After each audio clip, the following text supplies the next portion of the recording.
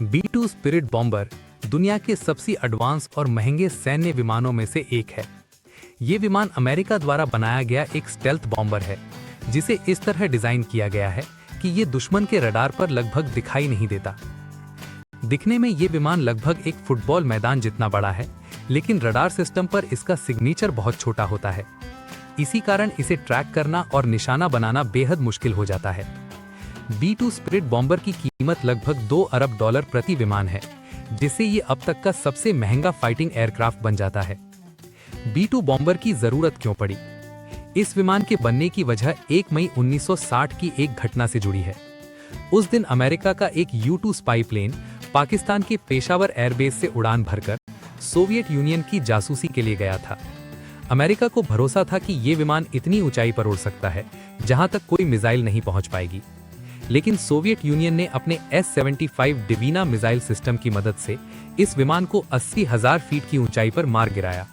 Pilot को जीवित पकड़ लिया गया और जासूसी के सबूत पूरी दुनिया के सामने आ गए। इस घटना के बाद अमेरिका को यह समझ आ गया कि ऊंचाई पर उड़ने वाले विमान अब सुरक्षित नहीं है। Advance technology bomber programme. इसके बाद अमेरिका ने 1978 में एडवांस टेक्नोलॉजी बॉम्बर प्रोग्राम शुरू किया। इस प्रोग्राम का उद्देश्य एक ऐसा बॉम्बर बनाना था जो दुश्मन की सीमा में बिना रडार पर दिखे प्रवेश कर सके। इसी प्रोग्राम के तहत B-2 स्पिरिट बॉम्बर को विकसित किया गया। इसकी पहली उड़ान 1989 में हुई और 1997 में इसे औपचारिक रूप से सेवा में शामिल किया गया।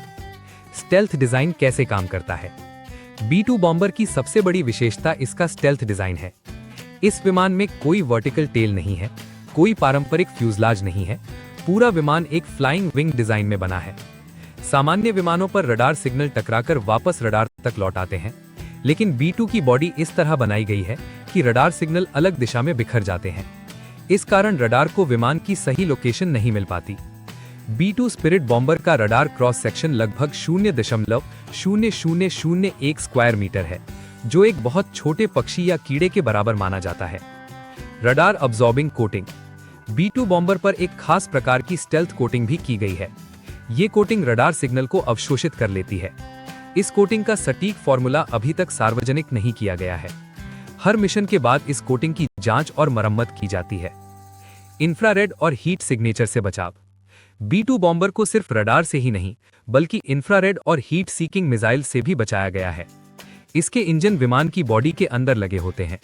गर्म एग्जॉस्ट गैस सीधे बाहर नहीं निकलती, बल्कि ठंडी हवा के साथ मिलाई जाती है। इससे विमान का हीट सिग्नेचर काफी कम हो जाता है। इसी कारण इंफ्रारेड सर्विलांस सिस्टम के लिए इसे पहचानना कठिन होता है।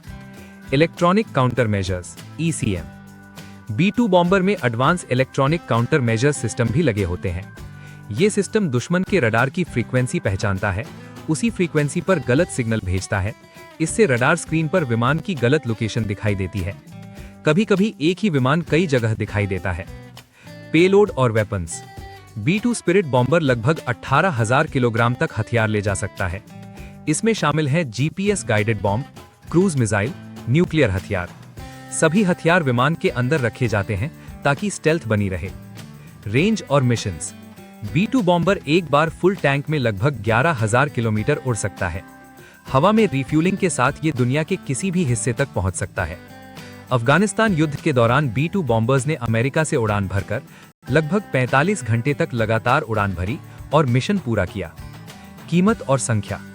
आज तक केवल 21 B-2 स्पिरिट बॉम्बर बनाए गए हैं। इनका संचालन सिर्फ अमेरिका करता है।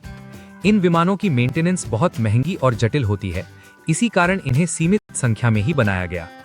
निष्कर्ष: B-2 स्पिरिट बॉम्बर आधुनिक सैन्य तकनीक का एक उदाहरण है। ये विमान स्टेल्थ, इलेक्ट्रॉनिक वॉरफेयर और लॉन्ग रेंज ऑपरेशन को ध्यान में रखकर बनाया गया है। इसी वजह से इसे दुनिया के सबसे एडवांस बॉम्बर्स में गिना जाता है।